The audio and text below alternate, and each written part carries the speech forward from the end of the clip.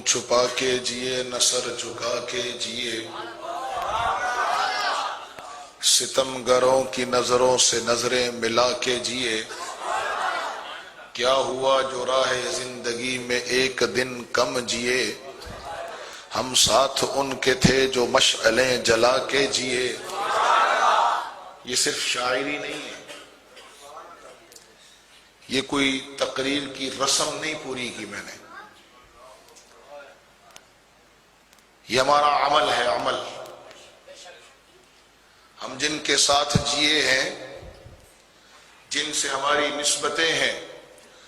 انہوں نے امریکہ کے گھٹا ٹوپ اندھیروں کے اندر اور اس طوفان کے اندر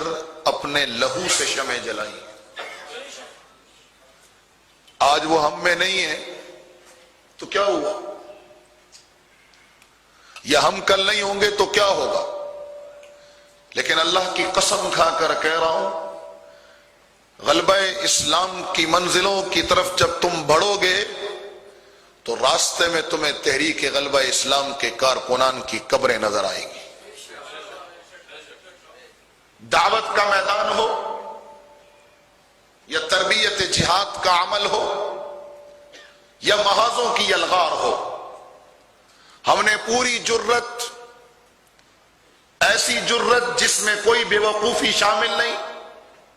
پوری حکمت اور بصیرت، ایسی حکمت اور بصیرت جو میرے آقا صلی اللہ علیہ وسلم سے امت کو وراثت میں ملی ہے، جس میں بزدلی کا شائبہ تک نہ ہو، ہم نے اس شجاعت اور حکمت کے ساتھ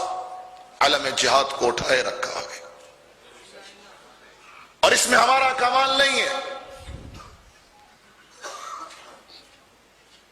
اس میں ہمارا کوئی کمال نہیں ہے، یہ صرف میرے رب کا فضل، میرے شہداء کے لہو کا صدقہ، اسیران اسلام کی قربانیوں کا نتیجہ اور محاذوں کی یلغار کا ثمر ہے کہ آج دشمن پیچھے ہٹ رہا ہے اور ہم آگے بڑھ رہے ہیں۔ اس کے لیے ہم نے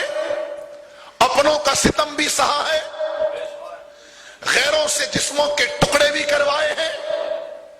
لیکن ہم نے اپنی منزل کھوٹی نہیں ہونے دی۔ آج سے 12 سال قبل جس تم تراق، جس فرعونی انداز، جس نمرودی لہجے کے اندر امریکہ نے سرزمین پر قدم رکھا تھا، آج اس سے زیادہ ذلت کے ساتھ پیچھے ہٹ رہا ہے۔ اس لیے میں امریکہ کے اس بڑھنے کو اور فرانس کی اس واپسی کو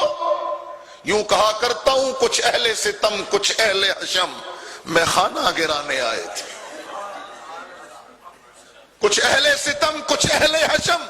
میں خانہ گرانے آئے تھے، دہلیز کو چوم کے چھوڑ دیا، دیکھا کہ پتھر بہت بھاری ہے، زخموں سے بدن گلزار سہی، زخموں سے بدن گلزار سہی، پر تم اپنے شکستہ تیر گنو، خود ترکش والے کہہ دیں گے یہ بازی کس نے ہاری ہے۔ مانا کہ میرے دامن میں سینکڑوں شہداء کا لہو ہے،